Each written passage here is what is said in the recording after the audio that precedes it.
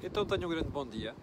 Bom, antes de começarmos a conversa de hoje, eu quero pedir mesmo para ver se desse lado alguém me diz rapidamente se está a chegar tudo bem do ponto de vista de imagem e de som. De imagem eu julgo que sim, mas de som é que é mesmo importante porque eu hoje estou aqui com alguns problemas de som e microfone e, portanto, se faz favor, alguém me diga se é isto ou se é isto. Mas com alguma rapidez, que é para eu corrigir alguma coisa. Carlos Queiroz, muito obrigado. Parece que é para sim. Susana, muito obrigado também por estarem a ver. Bom, o que é que eu tenho para si hoje? Em primeiro lugar, período de ordem do dia para dar os parabéns aos meus amigos do Futebol Clube do Porto e a quem não é amigo também. Ganhou o campeonato, ganhou bem. Nestas provas de regularidade, quem tem mais pontos é quem ganha e quem merece ganhar. O resto é conversa, ponto final. E também para dizer que amanhã vamos falar aqui do PIB do primeiro trimestre, porque eu quero ver, com o resultado que vem aí, se vai haver engalanar que tem havido nos últimos meses, com resultados fantásticos e não sei das quantas. Já percebeu? Alguma coisa pode não correr tão bem. Bom, vamos rapidamente para a agenda, porque temos aqui 5 pontos na agenda de hoje, e nenhum deles é assim muito fácil. O primeiro ponto é falar da entrevista do Sr. Primeiro-Ministro António Costa ao Diário de Notícias.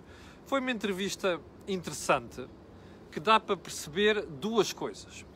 Em primeiro lugar, a tensão com os parceiros da Geringonça, com quem o Dr. Costa se deitava tão bem até hoje, está a agudizar-se. Já tínhamos percebido isso nos últimos meses, particularmente nas últimas semanas, com declarações sucessivas de parte a parte, com entalanços sucessivos de parte a parte, mas isso ficou bem claro na entrevista do Primeiro-Ministro. O segundo ponto da conversa do Primeiro-Ministro com os jornalistas evidenciou alguns erros. E eu já lá vou. Bom, primeiro ponto. Tensão com os parceiros da coligação. Está claro, é cada vez mais evidente, já se tinha notado nos últimos tempos. E onde é que se notou aqui também? É que pela segunda vez, na mesma semana, há dois responsáveis políticos, o Presidente da República e o Primeiro-Ministro, que dizem que se não houver orçamento em 2019, o país vai para eleições antecipadas. Marcelo Rebelo de Sousa já tinha dito na entrevista que deu na semana passada e desta vez foi o Primeiro-Ministro. O que é que isto quer dizer? Que os dois combinaram? Não sei. E para mim, sinceramente, é irrelevante. O que interessa aqui é perceber que o tom político começa a mudar. E isto representa o quê? Uma joelhada violenta do Primeiro-Ministro no baixo ventre da malta do PCP e da malta do Bloco de Esquerda. Porque ficam avisados que das duas uma. Ou se portam à altura, ou isto vai tudo para eleições. Você irá desse lado. Bem, mas isto não é assim, porque o Primeiro-Ministro pode fazer as ameaças que quiser do outro lado. Eles também têm poder. Não têm. E você vai perceber isso nos próximos meses. Vou apostar aqui singelo contra dobrado e virei pedir desculpa se me enganar, que o PCP e o Bloco de Esquerda vão engolir os maiores sapos da vida deles nos próximos meses. Particularmente o PCP, mas o PCP não me admira também. Então, o PCP ainda a engolir sapos desde 1985, desde aquele dia em que o Dr. Cunhal disse para tapar os olhos e pôr lá a cruz em Mário Soares e não em Freitas do Amaral. Portanto, no PCP não me admira nada. Agora no Bloco de Esquerda vão aprender como é que as coisas são. E porquê é que eu digo isto? Olha, por uma razão muito simples. É que, se você for ver, o Primeiro-Ministro está em alta. E o PS também. Eu sei que nos últimos meses as coisas não têm corrido muito bem para o PS e para o Governo. Mas a verdade é que está em alta. E a verdade é que tem a faca e o queijo na mão. Porquê? Porque pode ainda distribuir uma série de benesses em 2019 e isso vai acontecer. Mas qual é o problema? É que se houver eleições antecipadas, quem sai por baixo é o PCP e o Bloco. Na sequência, aliás, já sucedeu nas eleições autárquicas. Portanto, vai haver pinotes, saltos, mortais encarapados, mortais de costas, não sei das quantas, mas no final a cruzinha do sim senhor, a gente vota coisa, vai acontecer. Portanto, isto representa um entalanço. Bem, segundo ponto. O Primeiro-Ministro, mas o Primeiro-Ministro não saiu assim tão bem na entrevista como isso. E porquê? Cometeu ali um erro, em minha opinião. Foi quando disse assim, olha, entre aumentar salários em 2019, você sabe porquê, o orçamento já não comporta grandes ginga-jogas, não é? Ou seja, a margem que a Troika nos deixou já está a acabar, é o que isto quer dizer. Mas qual é o ponto aqui? É que o Primeiro-Ministro vem dizer que entre esses aumentos salariais e contratar mais funcionários, prefere a segunda. Espera aí. Nós andámos a fazer um sacrifício desgraçado durante os anos da Troika para reduzir o número de funcionários na administração pública. Foi difícil. Como se sabe, o Tribunal Constitucional atirou-se à parede e não deixou fazer isto. E o que é que teve-se de fazer? Por cada 3 saídas, na função pública, pessoas que se reformavam, contratou-se uma. Bom, é isso que tem sido alterado nos últimos meses, nos últimos 2 anos e meio. Em cima disto, o Primeiro-Ministro quer contratar mais pessoas. Espera aí, o país não está a funcionar bem com o número de funcionários atual? Funciona. Ou seja, toda aquela gentinha que andava a dizer há 4 e 5 anos que mas o país não funciona se nós reduzirmos funcionários públicos. Ai não, mas o país parou? Não. Você dirá, está bem, na educação as coisas têm havido problemas. Não tem havido problema nenhum. O problema da educação é um problema de organização. E, portanto, isso cabe ao Sr. Ministro da Educação resolver e responder. Bom, e você dirá também, então, mas na saúde? Mas na saúde não é um problema de pessoal, é um problema de investimento, é um problema de dotação para os hospitais, nomeadamente. Bom, poderemos dizer assim, há áreas da saúde que precisam de pessoal. Há enfermeiros, provavelmente especialistas, claramente, médicos especialistas, tudo isso é preciso gente. Agora, estar a dizer em abstrato, vamos contratar mais pessoas, mas isto é o quê? É o erro que o engenheiro Guterres cometeu. O engenheiro Guterres, nos 6 anos em que esteve no poder, contratou mais 100 mil pessoas. Criou os problemas que depois nós fomos levar quando foi da Troika, não é? Ora bem, é isso que a gente quer fazer. Depois do ajustamento tão difícil que nós fizemos, vamos admitir ou vamos aceitar que o Primeiro-Ministro diga de forma gratuita: estou disposto a meter mais pessoas? Bom, isto é um erro, além de que levou logo a resposta do camarada Jerónimo de Sousa, que vem dizer, mas eles já não têm aumentos há 9 anos. Não é verdade. Isto não é verdade. Bom, o que eu gostava de ter visto o Primeiro-Ministro dizer nesta matéria é uma coisa muito simples. Meus senhores, nós vamos mudar a forma de remuneração na administração pública. Vamos criar um sistema de avaliação a sério, que é aquilo que não existe. Portanto, isto é que devia estar a ser feito. Cortes gerais e não aumentamos a ninguém é uma estupidez. Ou seja, o Primeiro-Ministro perdeu aqui uma excelente oportunidade de mostrar que estava empenhado e disposto a rever tudo aquilo que é a forma como a administração pública está organizada. Bom, sigamos para bingo. Como eu disse, esta agenda hoje é um bocadinho esticada. O aspecto mais importante, que já vi muita gente escrever-me hoje. E ontem, OPA à EDP, Oferta Pública de Aquisição.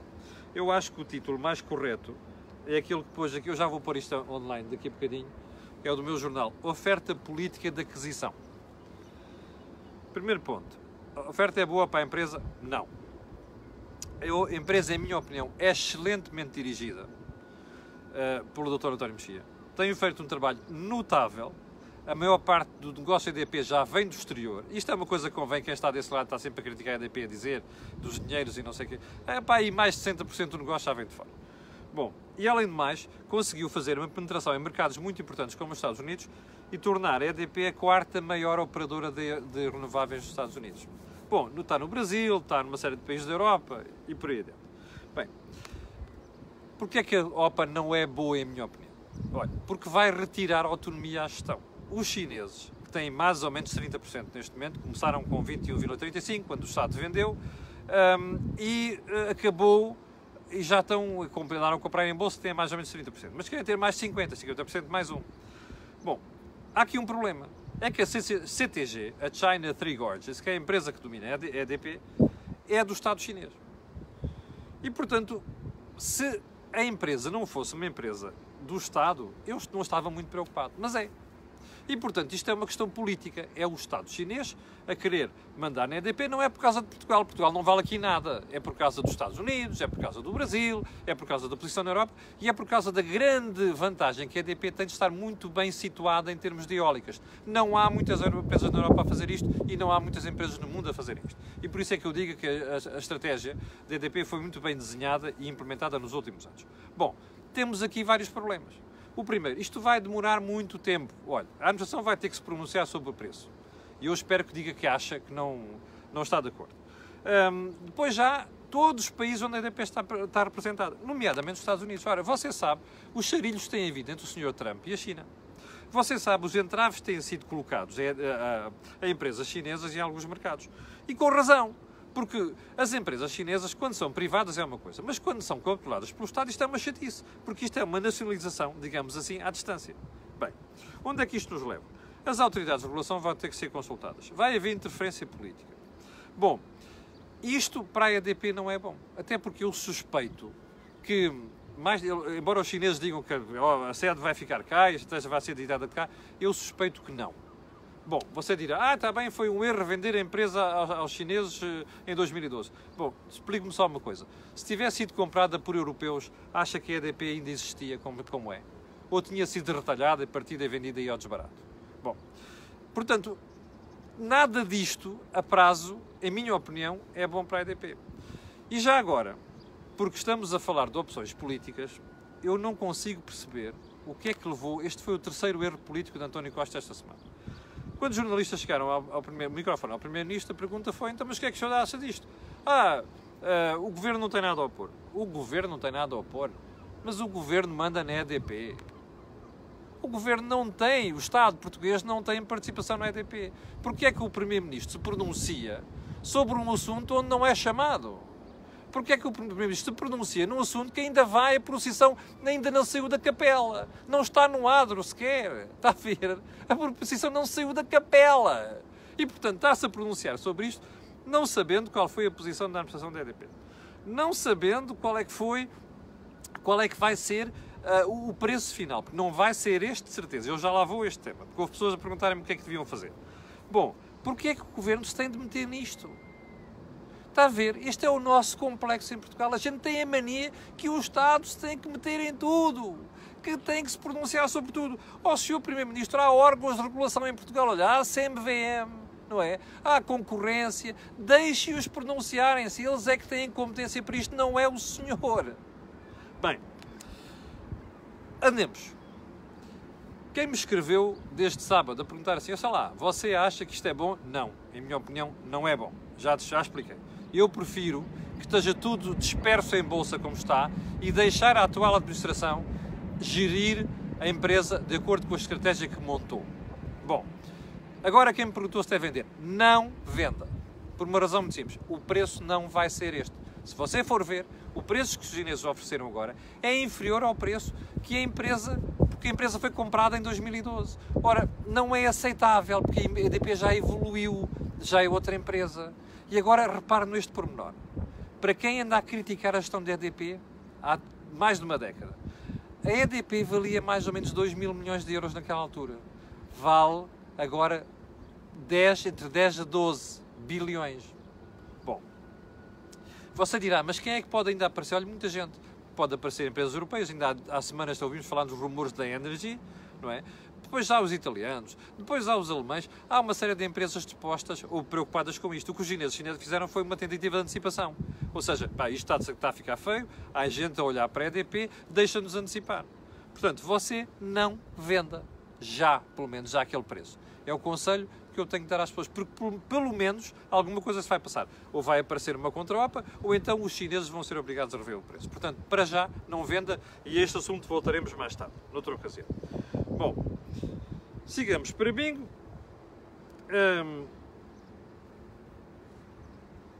Último ponto. O Diário de Notícias tem hoje uma manchete curiosa. E não é só o Diário de Notícias, o Jornal de Notícias também fala no assunto. Que é assim, os CEOs das empresas do PSI 20 tiveram um aumento de salário de 40% nos últimos 3 anos. Os trabalhadores praticamente estagnaram. Bom, o que é que eu tenho a dizer sobre isto? É uma vergonha o que se passa em Portugal. As empresas, eu tenho dito aqui, quem cria, muitas vezes, e é uma convicção minha, quem cria pós-trabalho e riqueza são as empresas. Mas quem dirige as empresas tem de perceber uma coisa. As empresas não são nada sem a sua força de trabalho.